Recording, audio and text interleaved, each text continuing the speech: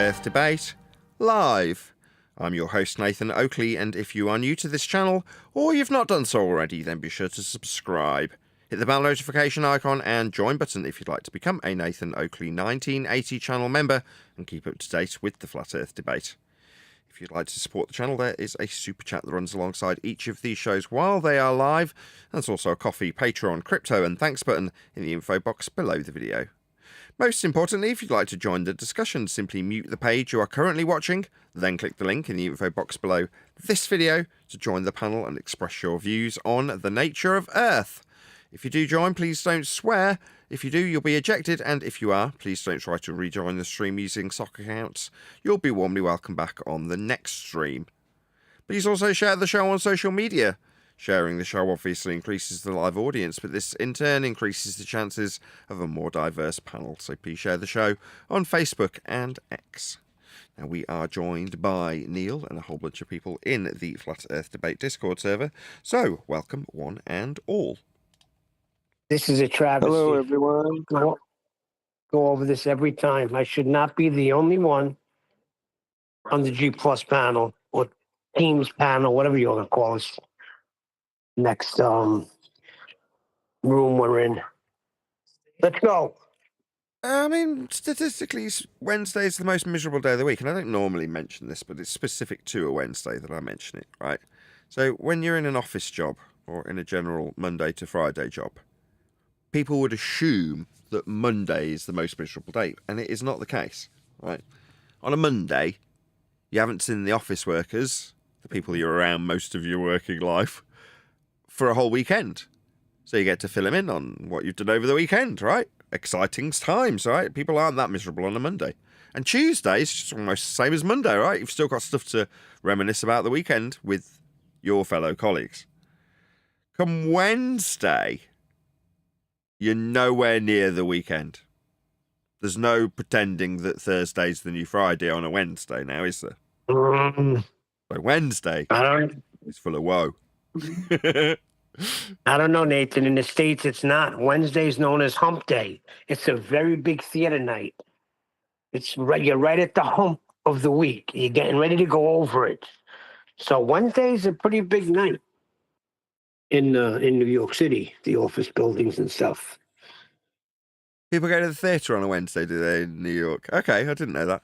Or is it Broadway? Yeah, Wednesday's the theater night. Wednesday is usually what do they call that when the women drink for free? The happy hour in all the pubs. Yeah. Yeah, but why do they do that? Because it's midweek and it's a lull. Yeah, it's called hump. Yeah, so hump they're trying to get you over the hump by motivating you with cheap drinks and theatre tickets. Yeah, you know what I mean? Yeah. When you phoned me up and decided you did something.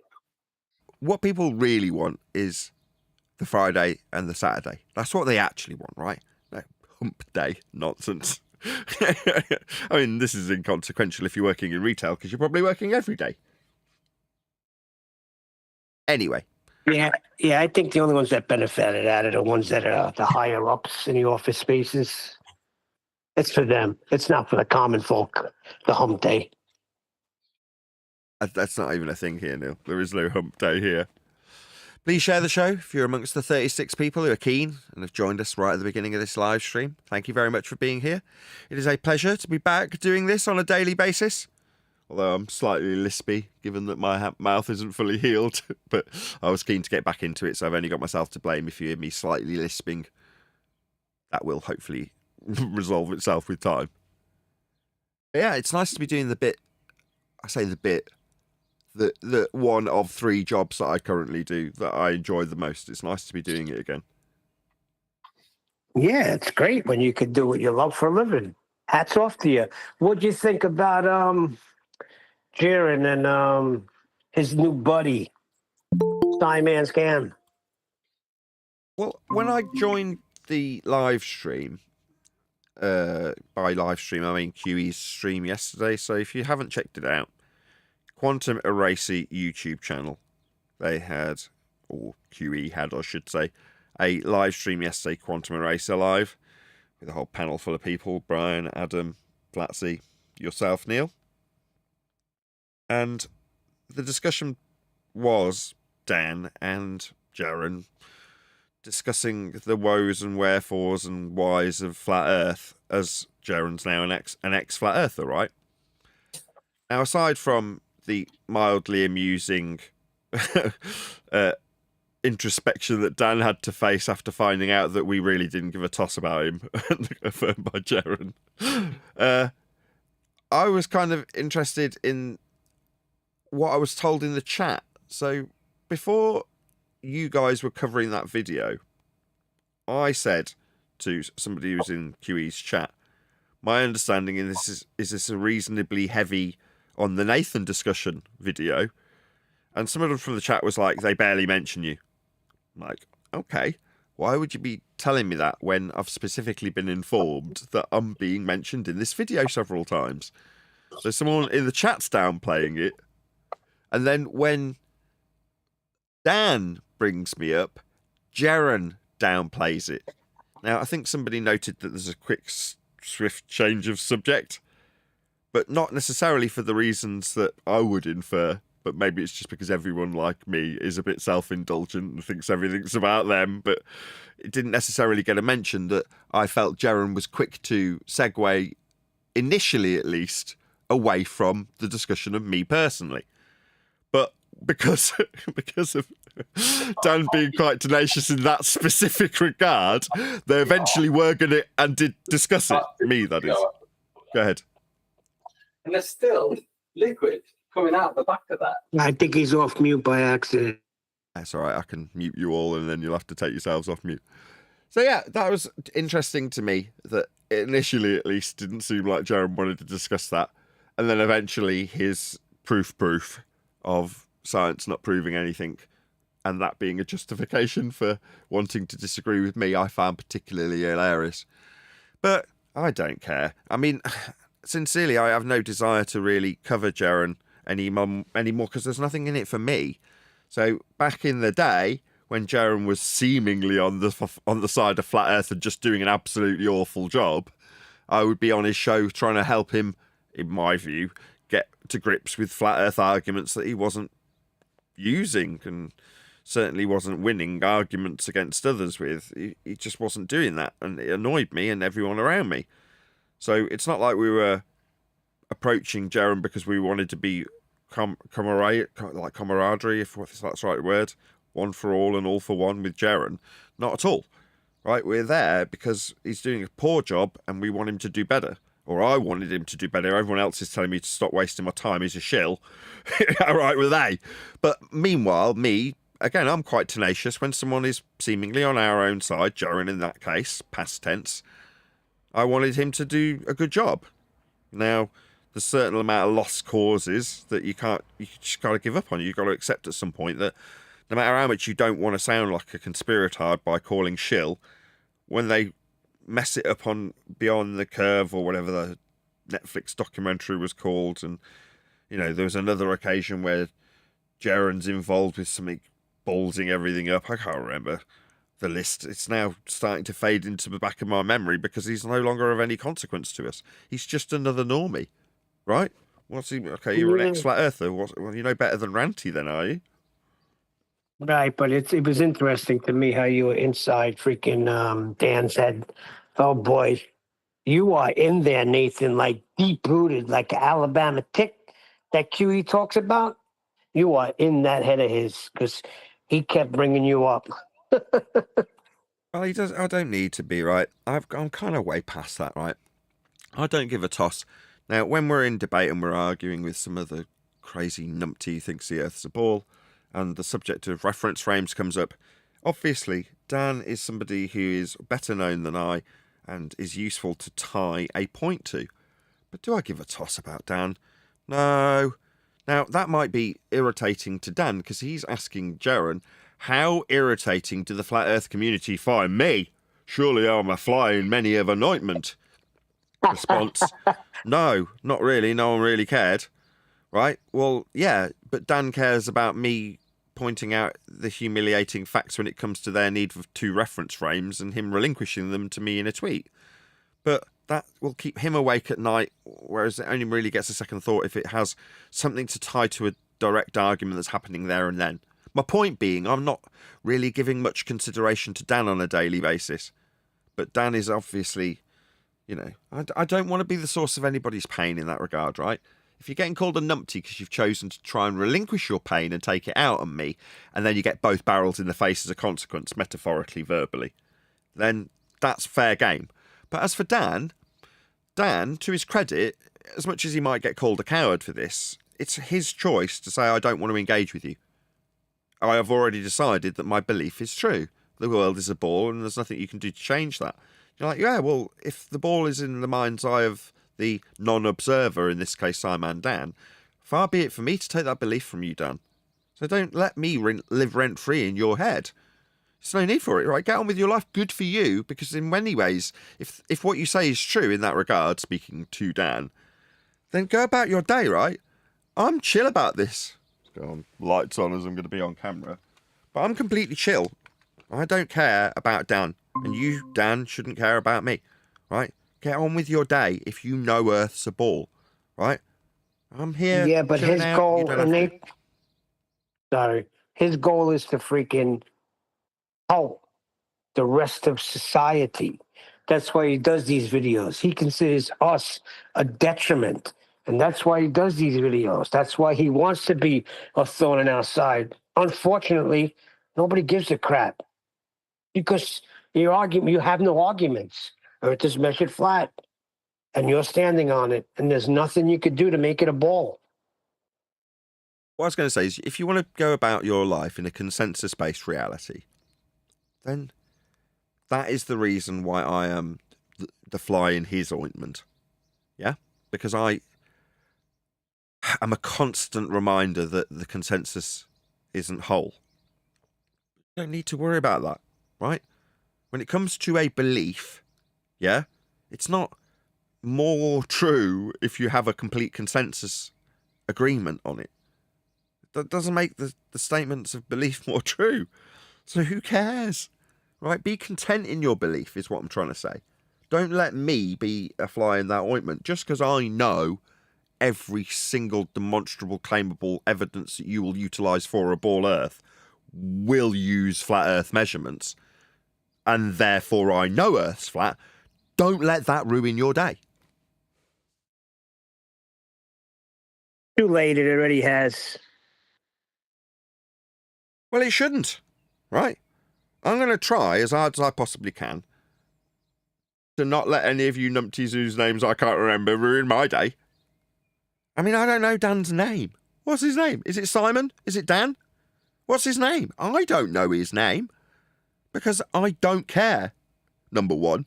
Number two, he's not giving it. He's giving himself a silly schoolyard name. A nickname, we used to call them. Maybe that's still common vernacular. I'm quite old now. But he's given himself a nickname, otherwise known in the truckers' vernacular as a handle. So his handle is Simon Dan. What the hell does that mean? My name's Nathan Oakley. I was taught by old-fashioned dotherers how to introduce oneself. Okay? Firm handshake. All that nonsense. None of this giving people your nickname. But these people, in some deluded way, feel that they command respect. And when you take upon yourself a nickname that steals valour from the educated, Professor Dave, you're like, that's an affront, right? That's just an affront. Well, isn't that one of the questions in if you're in a cult or not? How they give themselves these names of authority, something like that. I know it was one of the questions. Right. Does your guru ascribe some grandiose title to himself or herself? Yeah. Professor Dave, my ass. My point is, you don't need extra status to know that your belief is your belief and you want it. And we're talking about Dan rather than Dave. Let's keep it on one person. But yes, it was clearly obvious from listening that I live rent-free in Simon Dan's head. And there's no need, right? You believe it's a ball, good for you. Get on with your day. Don't let me live rent-free. But on the other hand, like you found out, Dan, you've only got yourself to blame in terms of me being a thorn in your side, you tweeted me. I didn't proactively go after Dan, talking to him about bleeding Coriolis effect. Au contraire, I've got better things to do. Dan proactively contacted me via Twitter, now X, telling me, "You and your reference names are ruined, Nathan." Yeah, I haven't got any, Dan. But you felt the need to proactively contact me. Yeah? Why? Well, because you want pain relief from me. You didn't get it, now you're living with the consequences. Yeah? Karma's a bitch, isn't it? Yeah? You wanted me to be embarrassed on Twitter, presumably because you've got more Twitter followers. Speaking again to Simon Dan. You want me to have my nose rubbed in from the eye of the person reading that tweet. Au contraire, you've never lived it down. Now, you can't get me out of your head? All you want to talk about with the ex-flat earther is me? Okay. Fair enough, Simon Dan. I don't want that. I'm not, like, smug in delight because I keep Dan awake at night. I don't care. Like, I won't think about that either. Yeah? Like, it will weigh heavy while we're having a show and discussing it and I'm being asked about it. But beyond that, I don't care if Dan is being kept up at night because of me. Really, after the show's finished, we're done talking about it, I'll forget about it. Dan, and any consequences of my actions, telling the world that it's measured flat because it is. Yeah, but I didn't like the way how he put you and Globebusters together, how they were really at the cutting edge and they were very respectful and politeful, and all you did was yell and disrespect people. You know, that annoys me because they do that intentionally to get that message out there. Same thing as Patricia Sphere. I don't care. Again, you if you need pain relief, right, from that point of view, and you have to lie, manipulate, and deceive an audience to cast aspersions on your opponent, in this case, me, okay? You have that need. You have that desire. You have that requirement. I am in no need or desire to twist what Dan has done. Do I make up tweets that he sent me? Am I lying when I say he proactively contacted me? No, I'm not. But they hate themselves. That's what this really is. Any form of projection is always one's own monsters being projected onto the opponent that they see. Because the opponent, in this case, is me. And the thing they hate is a mirror image of themselves. What does Dan hate? He hates the fact that he couldn't quite square the circle of Coriolis and needed to take it out on me. And it backfired. Now that really pisses him off. He thinks that's my fault. So it's my name on his tongue. What he doesn't realise is it's him. It's you, Dan. You are the one with this problem. Now, once you realise it, I realised it years ago. Probably when I was about 16, 17. I was being particularly monstrous to somebody. It suddenly dawned on me that what I was doing was my own insecurities pouring out on this person, this poor soul. Suddenly realised that it's just a fat mirror that you're holding up and you're yelling at yourself. Yeah? That's why I can turn on a dime when I'm doing it for the show, when I'm really hamming it up for somebody, yelling with justification and a decent argument. Then, bam, I'm smiling and laughing at them. Oh, what, you don't like me being abusive and aggressive, as you call it? No, I'm telling you Earth's measured flat with your example, with a sharp tone because you've interrupted me 6 times. Suddenly that's abusive in their vernacular and their terminology. So I'll turn it on a dime, switch off the I'll be as aggressive to you as you've been to me for the last 10 years, and point out that I can just be as humorous and jovial and as cordial as you would expect me to be in any given moment, as I say, on a dime.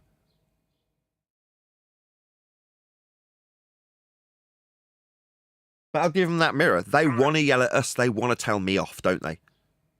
But they hate it when I hold the mirror up and point it out to them. Yeah, you want to yell at me and call me a retard, don't you? So I'll do that. I'll do it for you. But it won't be you calling me a retard. It'll be the mirror yelling back at you. But what you want to project onto Nathan Oakley, yeah, Nathan Oakley isn't a mirror. It's not yourself that's standing there. There's no one to suddenly realise it's inconsequential and you're on your own because your introspection suddenly kicked in. No, you've actually got someone that you're yelling at me, and I can yell back.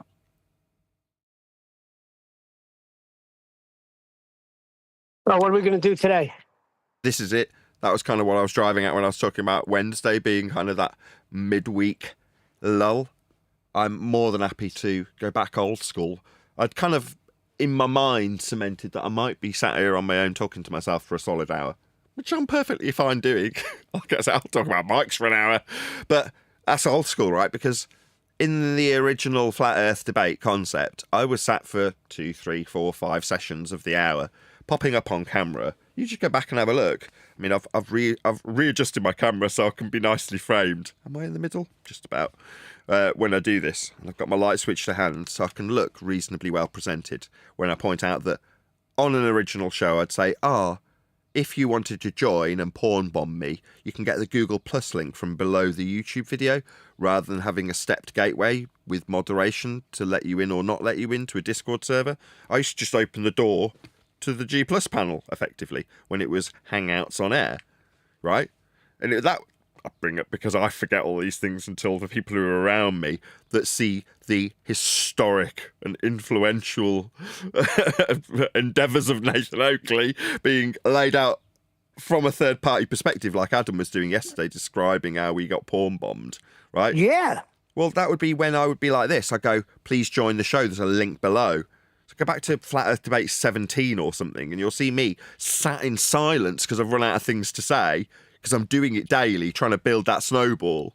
And every so often I've got to go on camera and say, come on, join. Right? And I'm going to keep cock-waffling until somebody actually gets on the show. Yeah, but it wasn't, you didn't start out, and Curie didn't start out as these arrogant, freaking nasty, foul-mouthed people. I mean, this was something that they've created. Like Curie said, they created us by the things they were saying to us. Drink bleach, go die. You shouldn't even be educating your kids. You shouldn't even have kids if you're a flat earther. Come on, these are things that we had to endure. And now that the table's turned, now with these just, people that you can't even have a conversation with because they're so damn rude. That's what they lie about when they don't want to come on your show and have a debate, which is not a debate, and that's why they don't come on the show. So I guess they're not that stupid. But it eats them up. These people who profess to those things suggest that I've got a mute button, or I'm going to censor them, or it's not a neutral platform. All those things, right? Those are the people that are the first to mention my name, aren't they? Now, that's what I mean when I say going back to old school Flat Earth debate. If there's prolonged silences with me every now and again going, there's a link below, you can join. You can tell me I'm wrong when I say Earth's measured flat. When I example Simon Dan having me in his head simply because I detail those facts that he will utilise a flat plane to describe the reference frames he said were ruined that he needs for a globe. He'll need a flat plane for those. But you can join and you can tell me I'm wrong. And in the middle of the week when I haven't got any videos necessarily to cover, we could cover a bit more a day wise. But I'd rather just encourage the audience to know what we're doing, because it's not going to go anywhere anytime soon, right? This is something that's now regular. We're all familiar here with what we do. We're all familiar with Earth being measured flat, negotiated and mapped flat, charted flat, built on flat, flown across flat. Obviously, observably, navigably flat. But if you're unfamiliar with that, and you're Simon Dan in the case of this discussion, as he's now our muse, you're going to have it keep you up awake at night because you don't know how to cope with the mirror version of yourself yelling back, you and your reference frames are ruined. That's going to eat you up, isn't it? So yeah, everybody leaves out the stutter. Don't forget he had a stutter before he said that. You and your reference frames are ruined. So have I. Keep catching my tongue on a bit of tooth that I didn't used to have.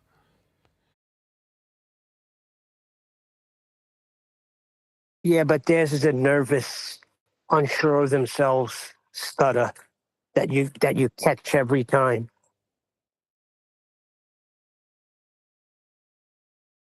Yeah, I've got nervous. You ever hear of a nervous laughter?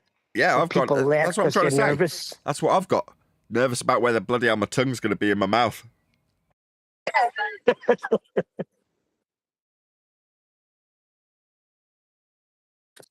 Did Simon Dan ever contact you to be on the show and have a debate with you? Has he ever even came on and spoke to you in Discord or on the internet? Never, right? No, he contacted me proactively via Twitter. So there you have it. You have an open door. He could have came in any time, and he didn't. But he's gonna pass judgment on you because of how you may have dealt with other people. It's a one-on-one basis. You make a decision on somebody's character when you talk to them yourself, not by how you talk to somebody else.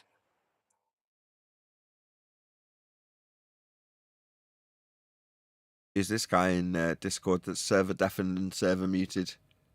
Swanee. Why has he been server muted? Anybody know? What's his name? He's vanished already. Yeah, so. I don't know. Oh, he left. Oh, he took off right away. Huh? Yeah. Well, he couldn't hear me asking about him, so he didn't know I was hovering over him.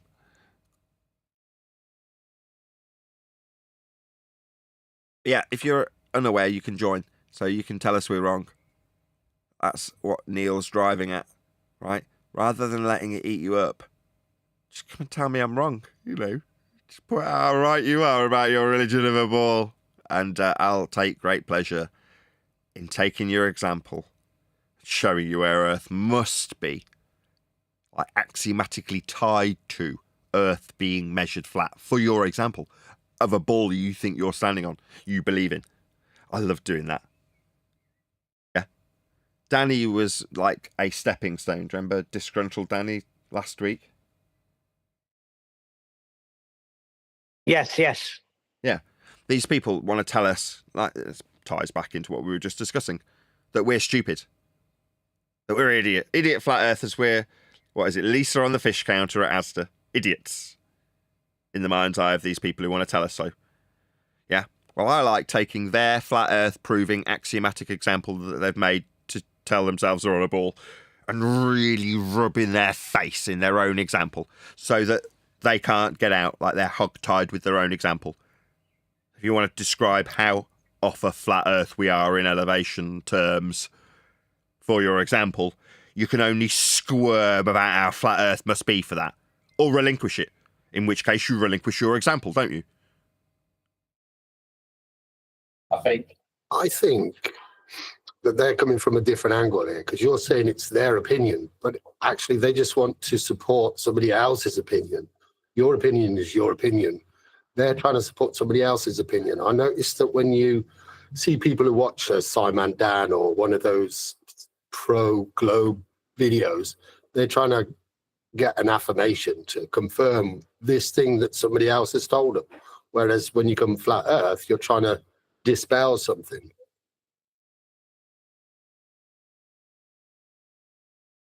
Yeah. If that makes sense. Other than it's making a measurement a consensus opinion or something that can be affirmed with a consensus viewpoint. But when it comes to measurements, you started off by saying they're coming from a different angle. So, well, a measurement of an angle with respect to a surface that's planar is utilised for a ball belief.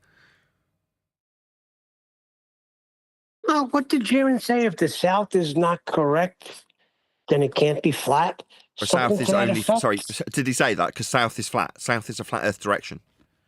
Yes, that's what he said. Well, south is axiomatically flat. South can only be flat. North, south, east and west are flat. So he's saying if south is south, we can't have a flat earth? Now, south is a flat earth. Those directions are flat. South is that way. What bloody muppet. Yo, Jared, you dickhead. South's that way. Yeah? It's not that way. It's not that way. Yeah? Have you ever used a compass? Yeah, look at your compass. Yeah? Which way south on it? It's that way. Yeah, it's flat.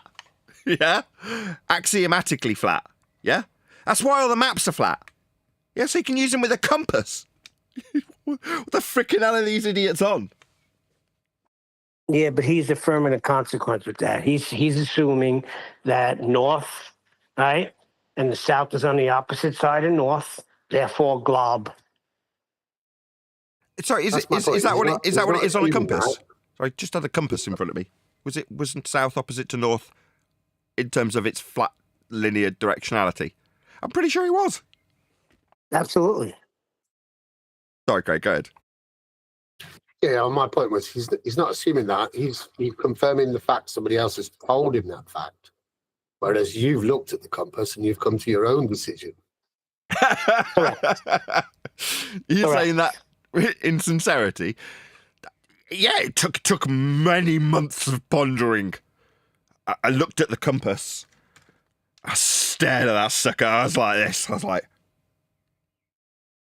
months. And then, I came to the conclusion after many months of pondering that it's flat. Yeah.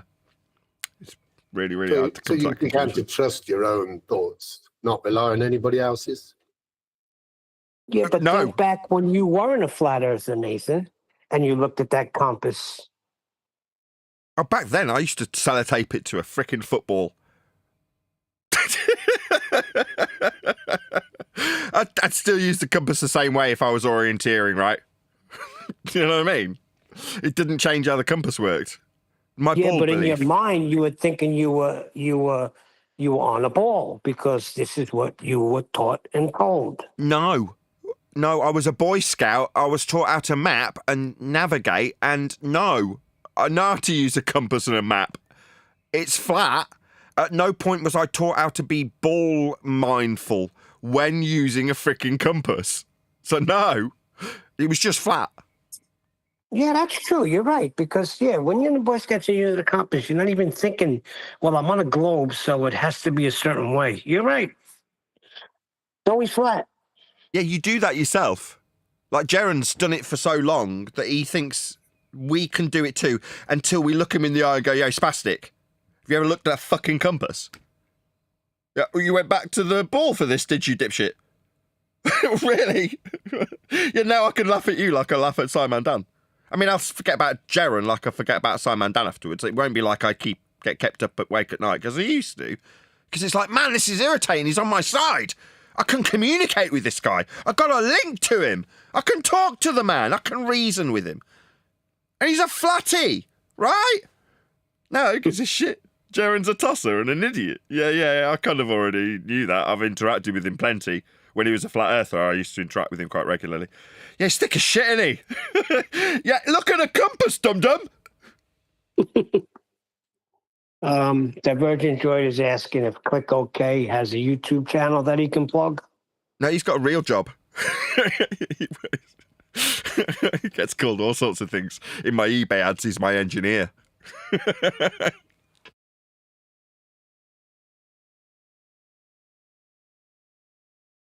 He's doing actual things, fixing people's computers, keeping the world ticking along.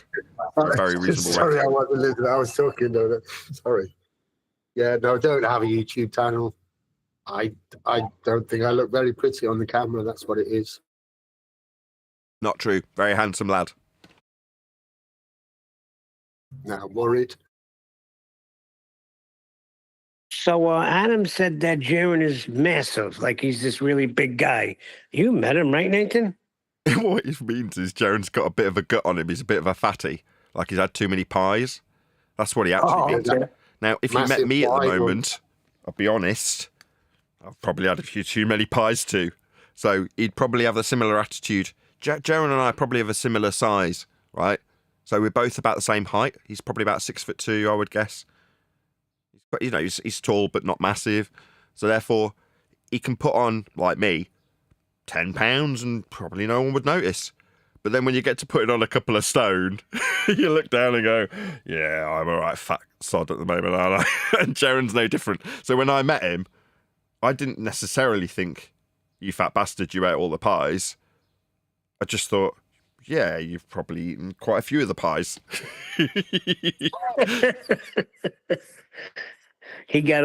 We know who got all the meat. His wife just got the potatoes. I don't know what that means.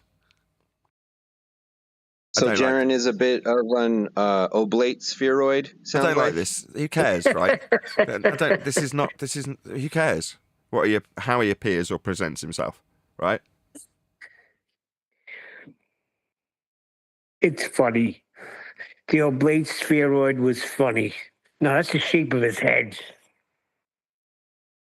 Again, this is below us. This is beneath us. We don't need to do this. Yeah?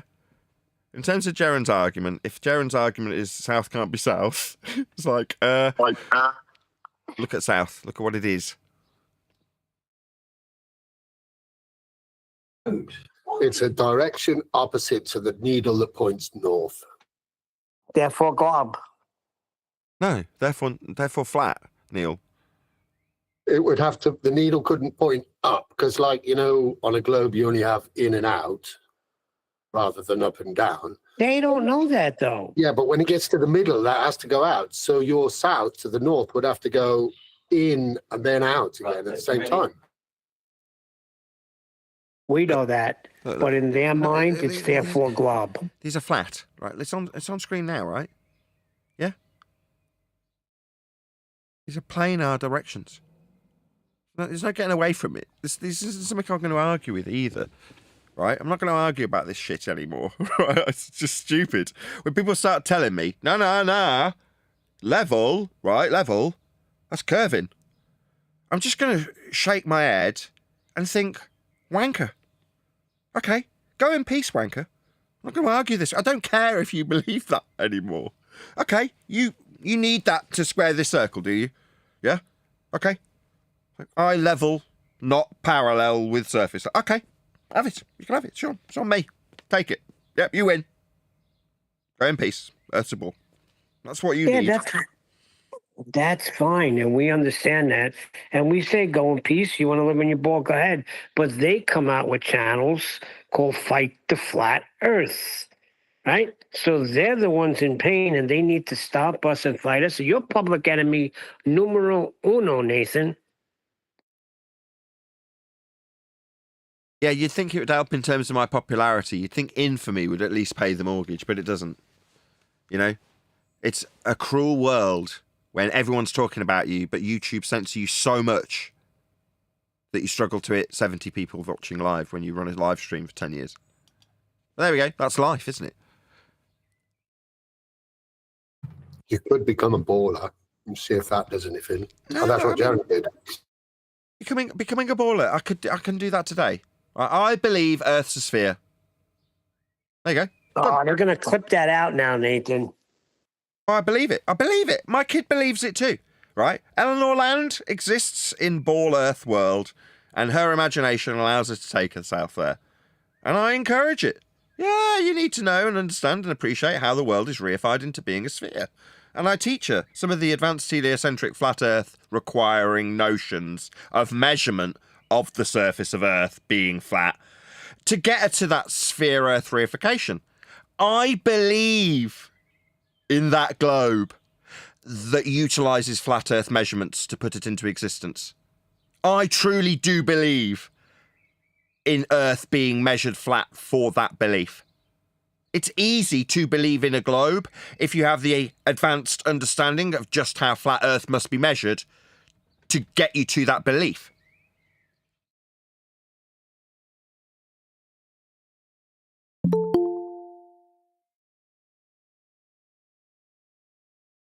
The Jing, I think that's it. You got more viewers now because of that.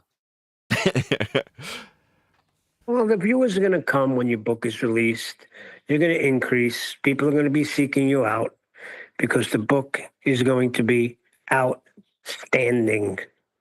Something that's never been in a flat Earth book before.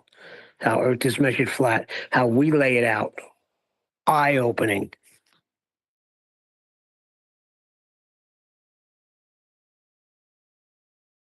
But we can be on the side of their ball belief is my point. It's very easy to believe whatever you like. Have you never seen Miracle on, what's that film called, hun? The one where you Miracle on 34th Street. 34th Street. Yeah. Yeah, Miracle on 34th Street. They believed in Santa Claus and he was real because that little girl believed. Yeah, so you too can believe in a globe like I believe in a globe. And my advanced understanding takes me to the measurements of a surface plane on screen now for my audience. But you can believe you're on it. Oh, I can't do that, by the way. You know, I can believe in the world being a ball by Copernican reification. And I understand how many people do reify it into belief of the surface being a place for you to live. That's not possible. You know, you have to reify it from within the ball. You know, you've got to be in hell to believe in the ball. Mathematically speaking, once you understand the axiomatic principles of Earth being measured flat to get you there. It's on screen right now. Yeah, but the problem with that is the cities that we dwell in are not built inside the ball, supposedly built on atop the ball, which is an impossibility, by the way. Yeah, top, bottom isn't something that you're going to use on a ball. In or out only. I think that was covered by Craig earlier. That's all you've got. Meanwhile, we measure and build on the surface of Earth as a flat plane. That's how it's built on. These are facts. I like how people are telling me in the comments that I don't understand how big Earth is. That's happening more and more. Very amusing. Oh, Earth's so biggie, huh? Yes, just we didn't hear it before, like you've said a few times, Neil, right? We never heard them previously when they were like, yeah, we can navigate and we can build on Earth flat. It's really big. Locally flat. Now we hear Earth's measured flat from our opponents on a regular basis, don't we? Yeah, because now our ears are in tune, but for years we whistled right past it. Well, we thought we had to argue what they needed to believe the ball is when they told us Earth was measured flat. So we end up, if you listen back to the old debates, telling them how idiotic they are in regards to their own faith of being on a ball. So we become the educators of ball Earth faith. Now, Dave Weiss is the antithesis, not the antithesis, the pinnacle of exactly that. Spends most of his time teaching people how globe Earth rhetoric works. What they need to believe in to be on a ball. That's what he's teaching people. That's become Dave Weiss's rhetoric. And it's getting him called a shill by me. You know, if he keeps it up indefinitely, he's just going to indefinitely get called a shill because he's non-stop talking about ball Earth mathematics that he doesn't really understand fully. Well, they did indict one other person. They called Eric DeBay. Eric DeBay had told Jaron that if he goes on with Mark Sargent, then he'll be considered a shill because Mark Sargent works for NASA. But Eric DeBay was a prophet. Okay. I mean, none of that made any sense to me, Neil. I'll be honest. Well, because Jaron has become a shill, so I guess Eric DeBay was correct. I mean, a clock that's stopped is still right twice a day, right? Yeah. I'm just saying, though. It turns out that he was prophetic in that. But he was calling absolutely everybody a shill at one point. Yeah. So the few he got wrong, that don't count. Just the ones he got right. Well, no, he was calling everybody that's a prominent flat earther a shill. And Did he call you a shill? No. Okay, there you go. So there's a reason why, and Adam speaks about it. It's funny how we're never mentioned in these categories. I did highlight once that Paul Michael Bales was suggesting Eric DeBay was a shill.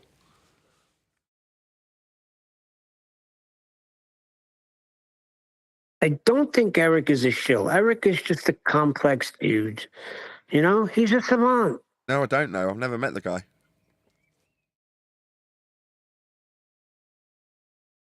I've never spoken to him. The only interactions I've ever had when I've saw a really cracking video and supported him with a super chat. And he said thanks or something, you know. That's about as much as my interactions ever gone with Eric DeBay.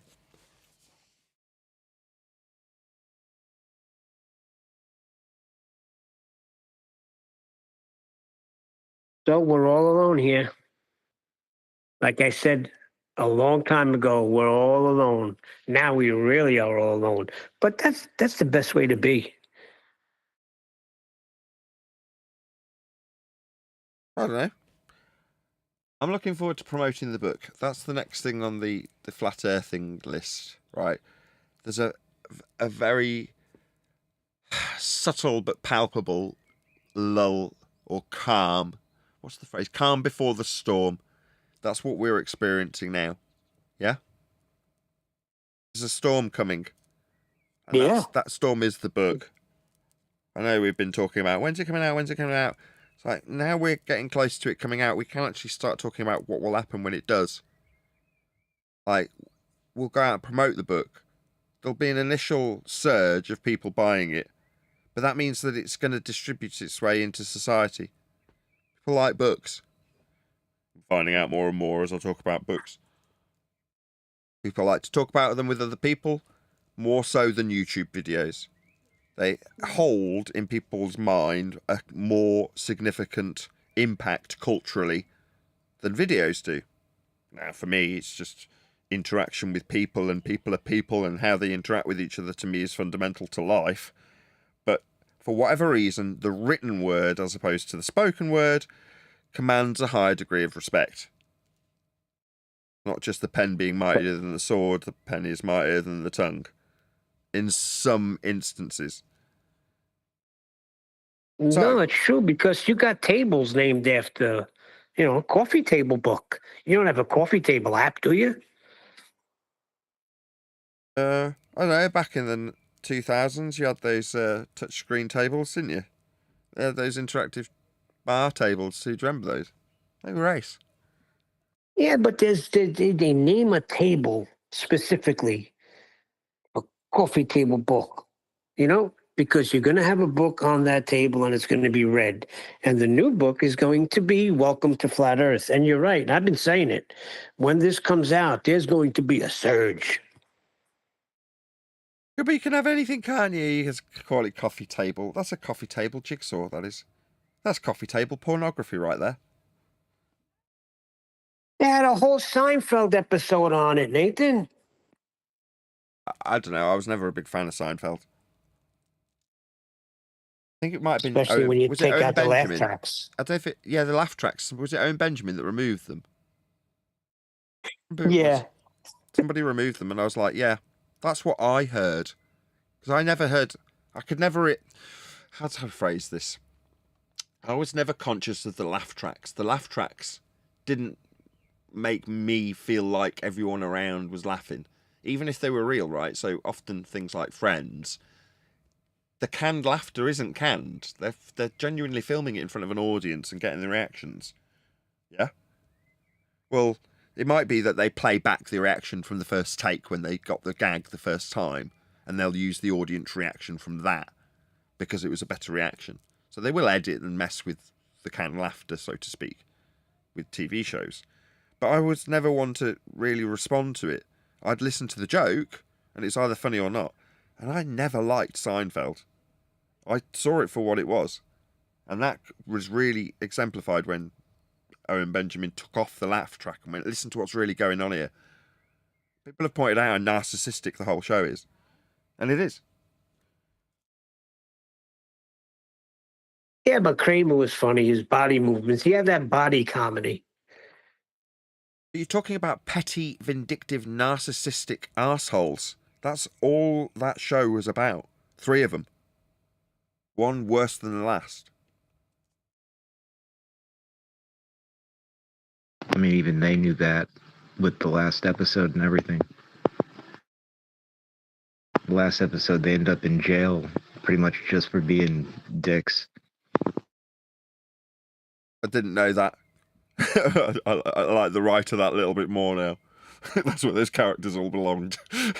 Wasn't it? And how did Kramer earn his money? The man never worked. Yes, shyster. Do you know how much it costs to live in an apartment in Manhattan, especially where they were? That makes perfect sense for somebody like him. People like him that just do get by. And you kind of ask yourself, how does that even work? How does that even happen? In fact, there's loads of people like that I've experienced in life. How do you even exist, I ask myself. Not only exist, they flourish. Sorry, Adam, go ahead. I was just saying, some of us don't even know how we survive. I was thinking the same thing a minute ago. But I know what I do to survive, right? That's the big difference. Whereas we're describing people who float through life and you're like, you're not even trying.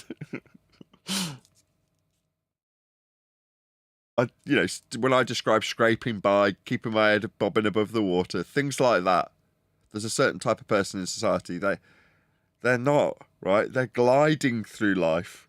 Maybe it's just an outlook. I don't know. Until they end up in jail, right? What am I talking about? Yeah, that kind of person ends up in jail. I haven't ended up in jail, but I'm definitely skating through life. I've been feeling a lot of sort of ways lately. I'm feeling like I could maybe be that person that you talk about, that person who just knows it's flat and can move on. And I've been feeling like I should probably step up for my baby. But I don't know how exactly. Be there, innit? That's it. Yeah. Yeah, are you there? I'm trying. Are you around your kid? That's it. That's all you got to do. Always.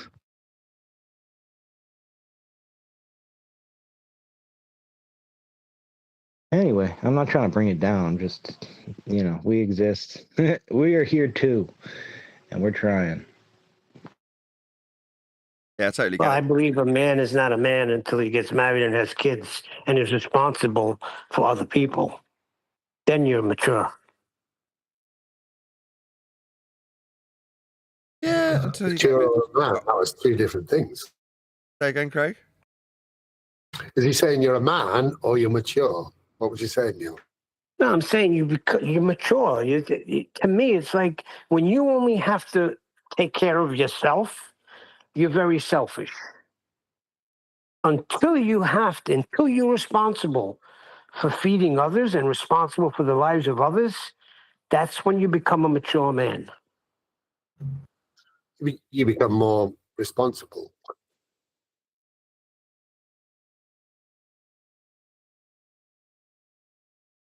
You become a man. No, there's better ways of becoming a man than becoming responsible. You're taking on your role as the man, and you are providing for that family. You become a lion when you have cubs.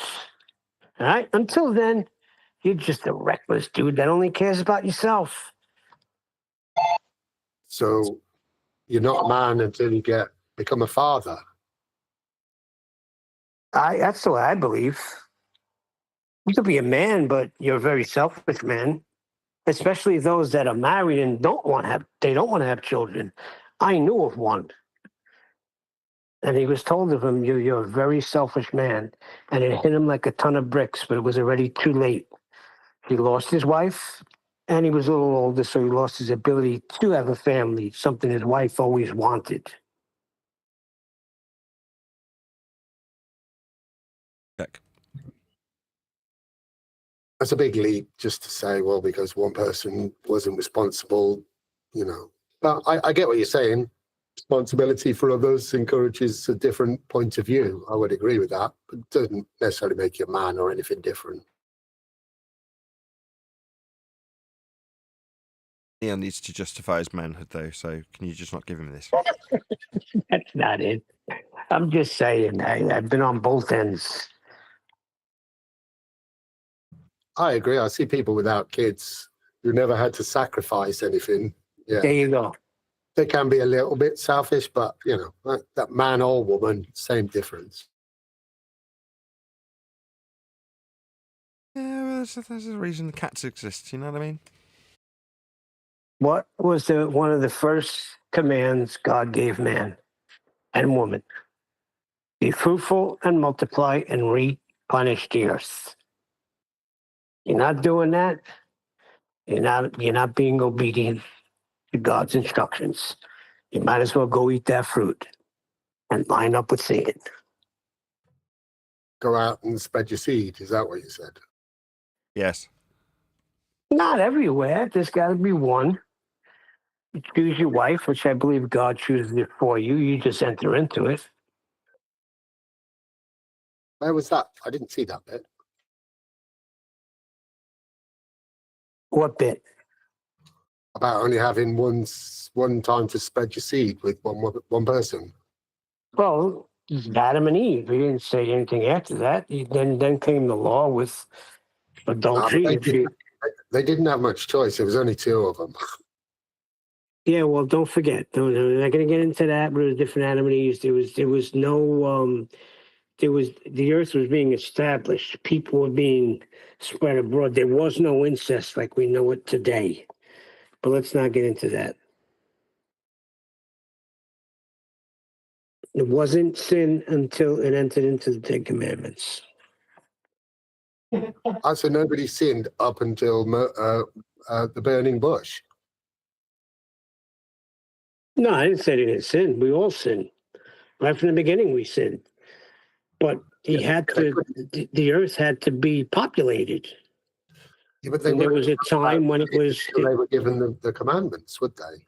Sin is based on the commandments, is it not? No, I'm talking about the reproduction of mankind. Like now, you got to figure for coming from Adam and Eve, there had to be intermarrying. Yeah, it's only later on in the world that people decided you shouldn't sleep with your sister, brother, neighbor. Sorry, not neighbor, auntie and uncle. That was later. Right. Yeah. Yeah, but that's a human concept.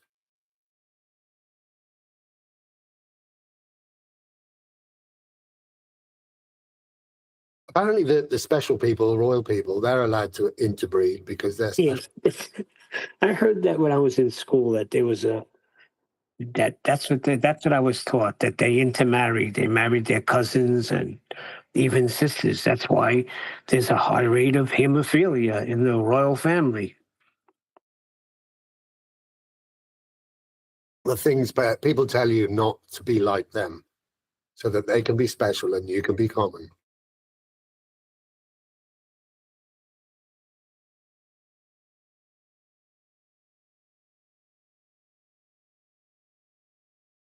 When's the next installment of the book? When are we doing that again? Probably today. Find out when Adam joins later. Very good. I was kind of hoping that the conversation would continue because it's the kind of thing that will unnerve transient ballers in the Discord server or in the public audience, right? This is where you do actually need fairly regular reminders that you can just join us while we're live. We are actually live right now. What would unnerve them? Speaking about scriptures?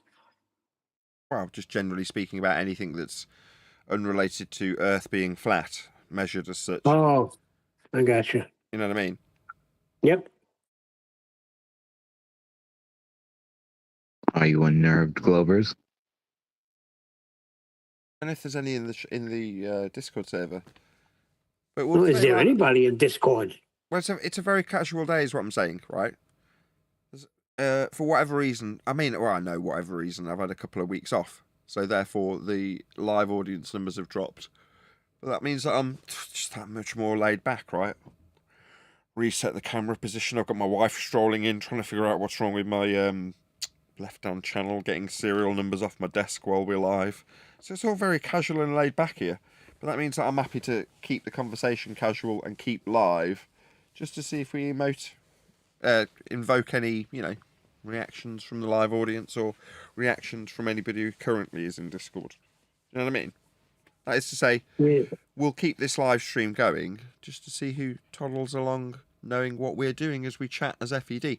There's a good chance, your Bryans and your Adams and your Quantum Erasers will pop along, not necessarily realise that I'm, having a fun-in or whatever you would call it. What would you call it? We call it just a casual chat because, and plus it's summer's right at the door. People are vacationing around this time, so it's a little bit of a lull. And plus, you took 9 weeks off. No, I didn't take 9 weeks off. Well, you've got it exactly right. You've hit the tone I'm going for. So earlier today, I was like, right, get ready to go to gymnastics to my eldest daughter, and my wife was like, no, it's half term. Like, what do you mean it's half term? I'm like, we homeschool our kids. There is no half term. She's like, no, for the gymnastics class, they just run on regular, like, they have a half term. I'm like, okay. But then you suddenly realise that you've got, enough time to not stress about the other two jobs that you do, like writing the book and flogging microphones in my case, right? So then when you're doing the bit you like, in this case, I'm sitting back and playing a bit of Fortnite.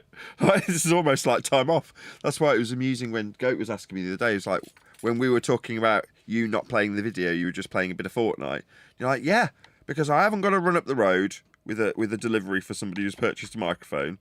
I haven't got to sit and pay attention to what Adam's saying about what's going in the book and what isn't, right? I've there's very little to stress about when I'm doing stuff that's this YouTube game, because it's second nature. Been doing it 10 years, so it's easy peasy. So I can actually enjoy a game of Fortnite, and it's almost like if my wife does stroll in, I could, like, on mute go, any chance of a coffee? I don't know if could she over? She probably can't overhear me. I doubt she's listening. Let me ask you a question. When you made a decision, go ahead, Greg. I was just going to rewind. So Nathan's disappointed because you didn't get to go to gymnastics and put your leotard on. No, it's not my gymnastics class. It's my eldest daughter who's got a gymnastics class normally this time of week. Oh, that's funny. Let me ask you a question, Nathan. Wasn't that when you and your wife together, chose to homeschool your children, don't you feel it was the best decision you made? I do. My wife, not necessarily, right? But when QE and the gang were talking about who wears the trousers, I mean, I definitely wear the trousers in this household. And therefore, my wife, who was more against it than I still won through, you know what I mean? Now we're into it, and she reads the forums of people moaning about the school that they're involved in and why they're not doing something with their kid. You're like, you contracted with them. My wife's all for the home educating our children now, because we see the other side of it, right, from other people our age. You hate their school. Not only that, but when they get older, like when I hear my oldest son in conversation with his cousins who went to the greatest schools, and my son is more intelligent than him, and some of the stuff this other kid don't even know about, it's like, wow, homeschool really paid off. I don't know about, I don't feel like I'm necessarily making Eleanor or Clover more intelligent. We just allow them to go with what they enjoy doing. So as a consequence, right, we've got two completely different sets of classes for each of the two kids, because they're completely different in terms of what they like doing. So it's weird, one of them is like got kung fu lessons and wants to kick ass. Nice. That's Clover. Whereas Eleanor's not at all like that. She's a complete pacifist. So, she's not kung fu fighting, but she's got a different set of classes, she's more of a drama queen. Anyway. Well, that was one of my fears that night, because I didn't know what homeschooling was and like because I thought my wife didn't even graduate high school, neither did I. I thought you had to have a degree to homeschool. Then I found out, no, you just got to follow a curriculum. And my wife got educated along with them. So I guess it was a fear of mine that they wouldn't be able to function in society, and I see that they are. So it's one of the best decisions I agreed to. I didn't make it. My wife decided to. So I was like, wait a second. Last night you were struggling to get him to do his homework, and now today you want to be a teacher? Okay, fine. Then it's on you. But it was good. Turned out to be good.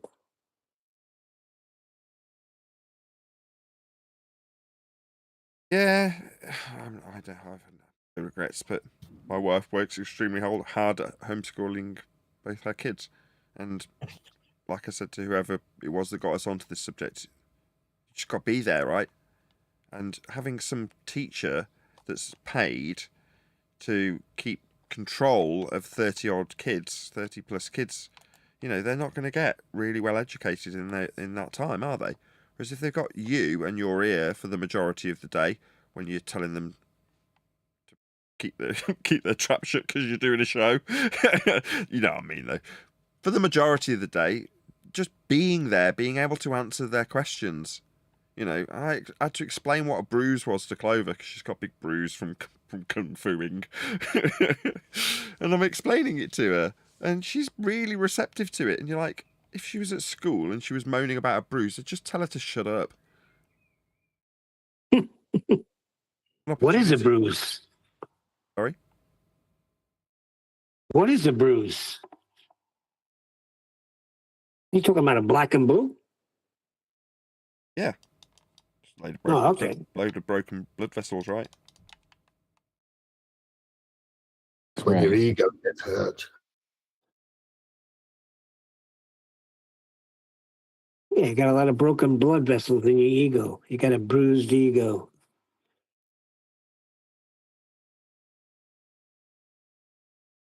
That would be AI ego lord. Is this something that's going to be an ongoing thing with you guys like moaning about AI now? You just better fall in line, buddy, because Me, I you're don't being have to do questioned. anything. No, I don't have to do anything, Neil. I'm good. Yeah, well, you're being questioned. Am I really? Couldn't give a crap. What's that? Yes. Next, you were sending me. I found that it was a new message about banjo. So was it another?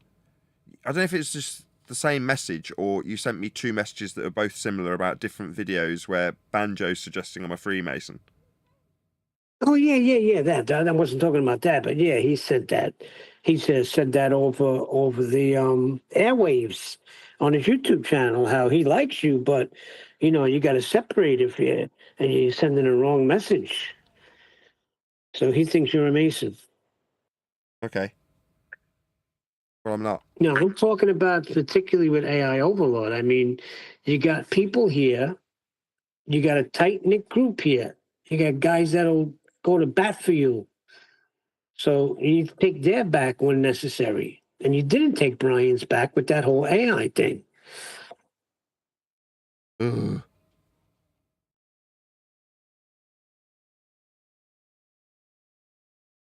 Or Adams, for that matter. Adam was right there with it. That man will do anything for you, even going to the roughest parts of town where his life is in Oh, here we go. danger. Get a microphone for you and just ask him for a little loyalty. When you see something like that, you know, you're treating it more like it was. I understand in the beginning it was like, you know, this is YouTube. It's not serious. But he made it serious, AI. Anyway, just trying to give you a little insight to how certain people feel.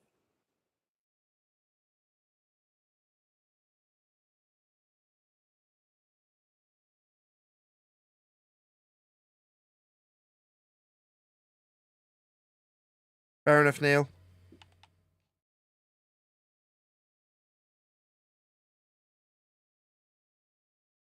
Well, my plan's not exactly working out. I thought we'd be triggering somebody from the Discord server and we'd be having a flat Earth debate by now, but obviously not. Oh, don't mind, I'll carry on playing my game. Well, Discord doesn't pipe up anymore. I don't know if they're afraid to speak. And we never hear from Discord. Let's go, Peanut Gallery. You got anything? Clearly not. You need guys like Dimmock over there. He'll stir stuff up. But I don't know where he's been lately. Maybe at politics? But who knows? Well, we are live, so if you are watching this live, you can actually join this stream. So we're going to extend today's stream because it's midweek, and as I said earlier, we're very laid back at the moment, given that we're easing our way back into regular streaming after a couple of weeks off. So I don't mind doing what I did on the original shows, which is building that momentum back up, saying you can join the stream. This is the metaphorical equivalent, although it's not being done in silence.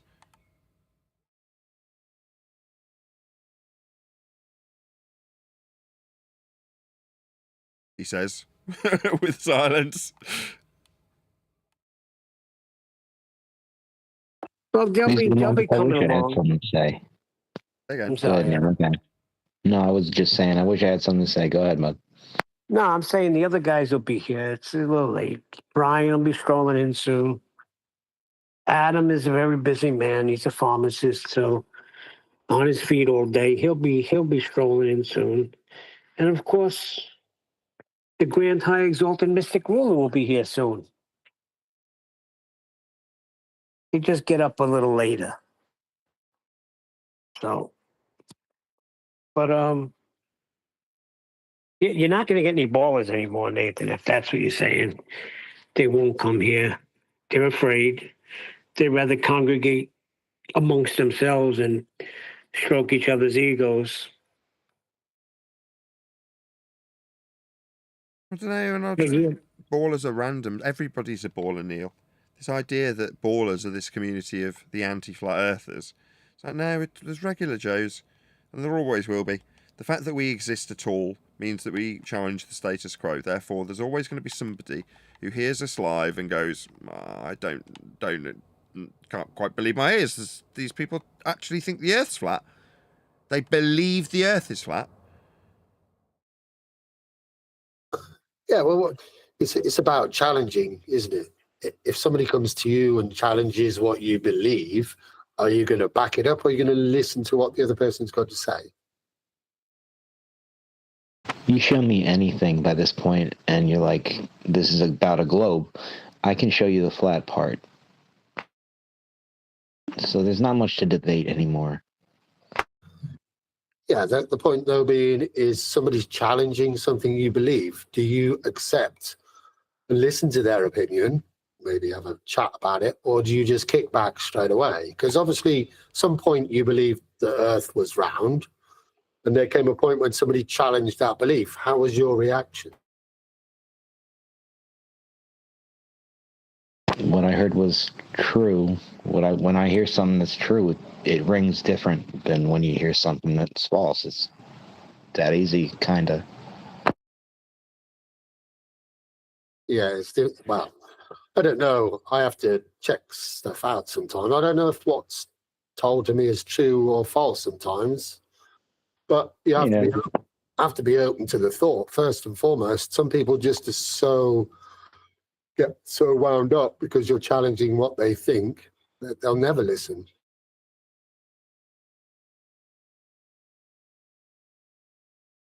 And some people come back and start challenging you on what you're saying, and then you can have a debate. Well, you're taking away a whole worldview.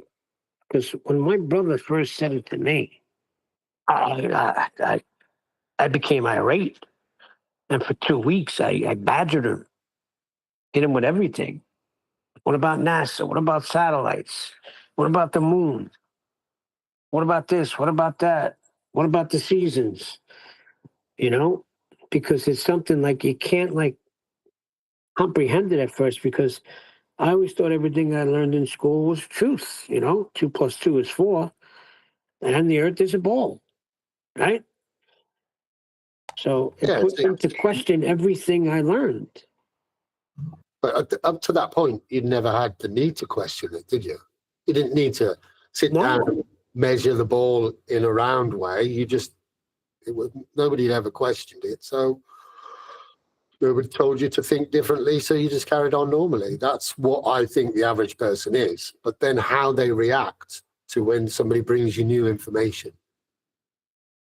Well, that's part of the indoctrination, right? Because why did I act like that? Why wasn't I just like, oh, really?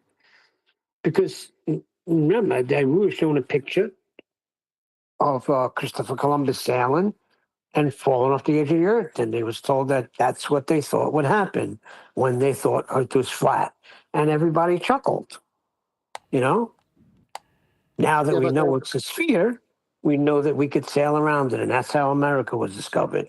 So you're thinking everything you're learning in that classroom is fact. Globe is just background knowledge. Yeah, it's something they said that you didn't really comprehend, did you? Saw the pictures, you don't think I'm walking around a ball when you was walking down the street, did you? No, and that's the thing that would get me, especially like when I became Christian and I heard of this thing called a rapture where Christ will come and the church will be taken out.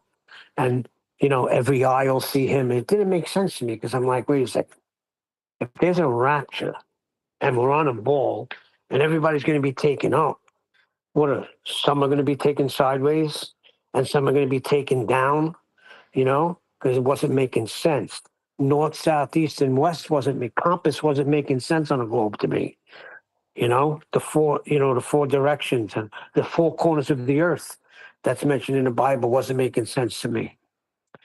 So, and then going to the beach, going on a plane for the first time as an adult and looking out over Texas and how flat it was.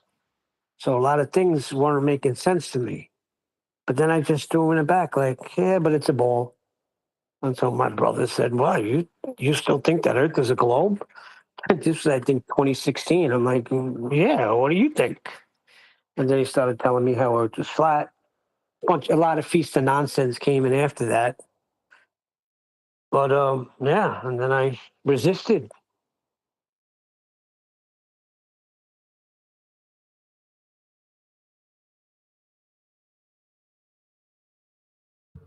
But you were a bit more open to those thoughts because you allowed them to keep coming back, didn't you?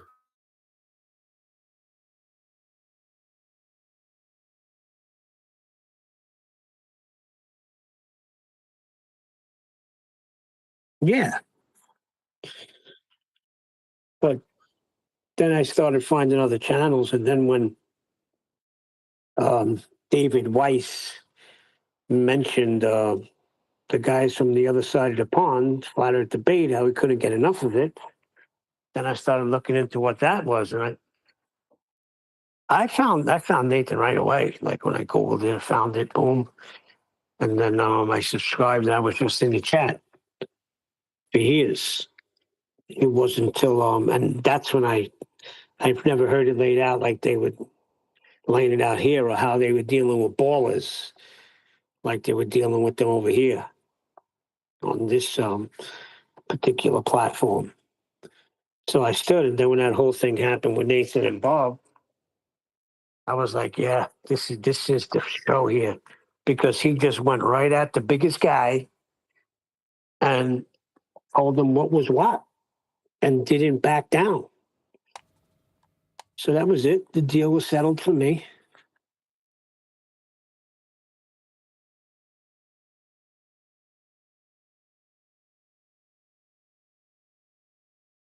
Well, I can't say the deal's settled because we haven't made any decisions. All we decided was we didn't live on a ball. That's why Feast of Nonsense stuff is quite interesting to listen, but it's just listening, just ponderings, isn't it? And I mean, the deal was settled for me on what show I was going to stick around and listen in. And it wasn't Globebusters. It was going to be Flat Earth Debate. Plus, back then, we was coming in with the scientific method, and I was learning stuff that I did not learn in school.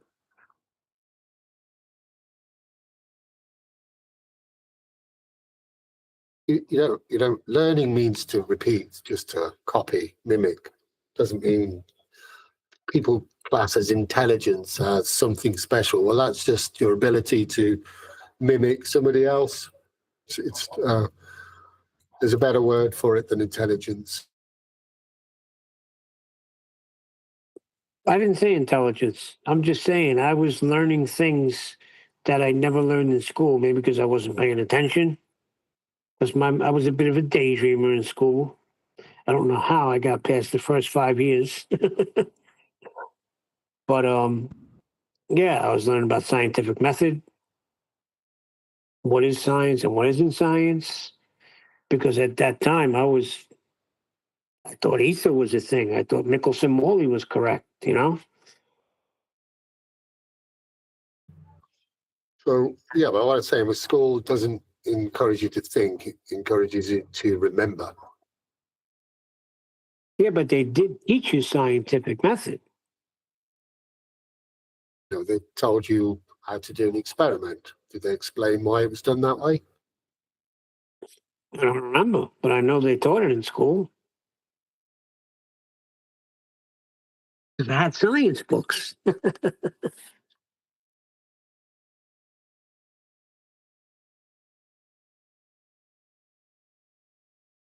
No, those are things you got to look up for yourself. Like, how did the scientific method? How was it established? When I started looking into that, I found out that it was philosophers that got together and they wanted an empirical method of knowing how to prove things in the natural world. That stuff you got to look into. Now, I don't know if that was taught in school.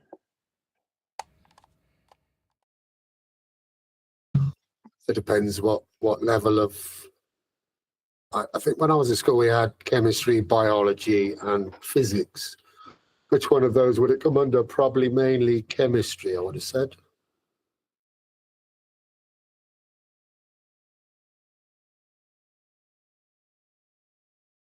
But we don't have that anymore. We just have science.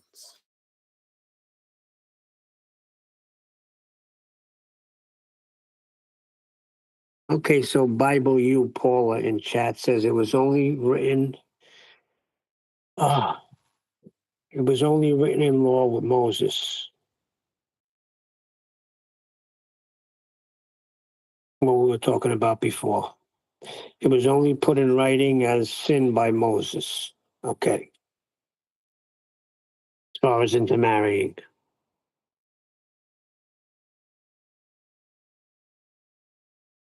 What if you don't believe in sin? Sin is, it's described as missing the mark.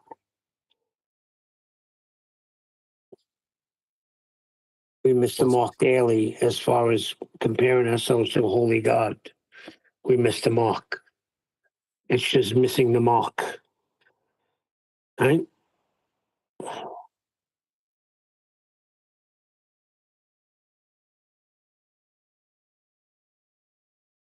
Sin is sin. You can't deny that. You have an internal voice